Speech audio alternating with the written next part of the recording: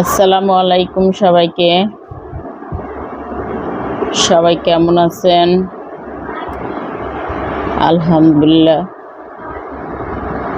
আমরা ভালো আছি। আসলে সুস্থতা যে আল্লাহর একটা নিয়ামত, সেটা অসুস্থ না হলে বোঝা যায় না। আর জ্বর হয়েছে আমার অনেক আগে পরে, অনেক জ্বর হয়েছে, অনেক অসুস্থ হয়েছি, কিন্তু চিকুনগুনিয়া যে এরকম একটা খারাপ রোগ, খারাপ জ্বর, এটার উপর দিয়ে মনে হয় আর কোনো খারাপ জ্বর নাই বা রোগ নাই। যেরকম হাত পা ব্যথা হয়েছে, হাতের কবজি ফুলে গেছে, ব্যথা হয়েছে, নড়তে চড়তে পারি না, বিছনা থেকে উঠতে পারি না। জ্বর কমার পরে এখন সারা শরীর ফুলে গেছে, ঘাম বিছির মতো উঠে, আর চুলকায় শরীরের মধ্যে। চিরুনি দিয়ে সারা রাত চুলকাইছি, এখন আরও বেশি ব্যথা হয়েছে, জ্বলতাছে, ঘুমাইতে পারি না 4-5 রাত ধরে। আর হাজব্যান্ড মোটামুটি সুস্থ ছিল, সেবা যত্ন করছে আমার। এখন সে নিজেই অসুস্থ, শুয়ে রয়েছে। আর অসুস্থ থাকলে ঘরে যদি কেউ না থাকে, তার ঘর দরজার পরিবেশ হয় কি, সেটা অবশ্যই আপনাদেরকে আমি দেখাবো। এ কারণে সুস্থ সেবা করার লোক না থাকলে তাড়াতাড়ি সুস্থ হওয়া যায় না। যদি সেবা করার কেউ থাকে তাহলে সুস্থ হওয়া যায় তাড়াতাড়ি। সেবা যত্ন নিলে দেখা যায় একটু খাবার বানাইয়া দেয়, তারপরে আবার শরীর মোছায় দেয়, মাথায় পানি দিয়ে দেয়, যত্ন আদি নিয়ে দেয়। কার যত্ন কে নিবে? ঘরে 4 জন মানুষ, আমরা 3 জনই অসুস্থ। বড় 3 জন অসুস্থ, ছোট বাচ্চারা আল্লাহর রহমতে সুস্থ আছে। এই হয়েছে আমাদের অবস্থা। কালকে এই যে আনারস কেটে কুটে রাখছে, এগুলো খাওয়া হয়নি, খাবে না কেউ। যেখানে খাওয়া যেইখানে ঘুম সেখানেই ওষুধ, সেখানেই কলা রাখা, রুটি রাখা, সব কিছু এই যে একই জায়গায়।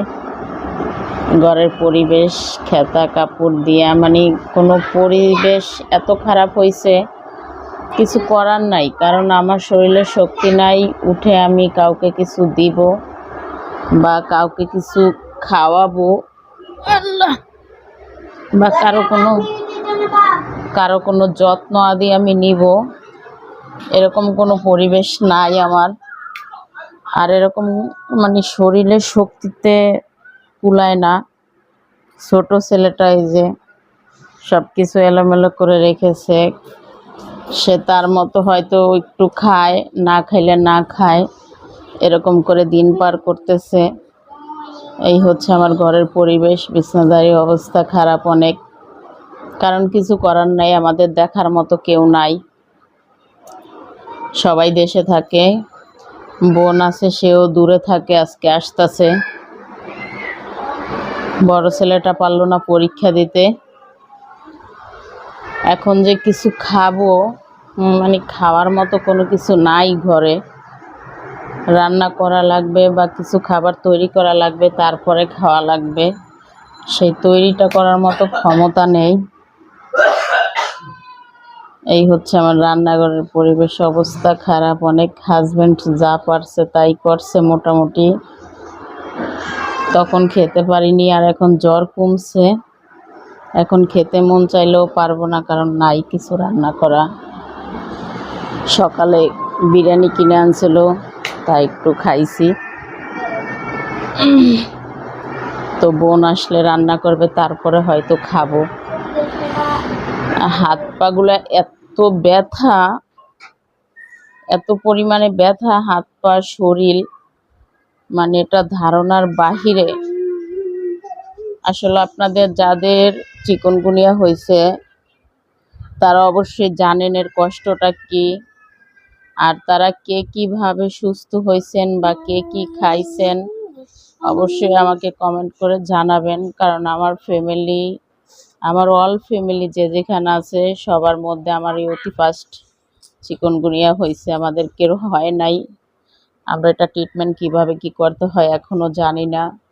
শুধু নাপা খাইতেছি আর একটু এই ডাবের পানি, লেবুর রস, শরবত টরবত এগুলো খাচ্ছি। আর কোনো ট্রিটমেন্ট থাকলে আপনারা অবশ্যই বলবেন আমাকে, কারণ আমি চাই দ্রুত সুস্থ হতে।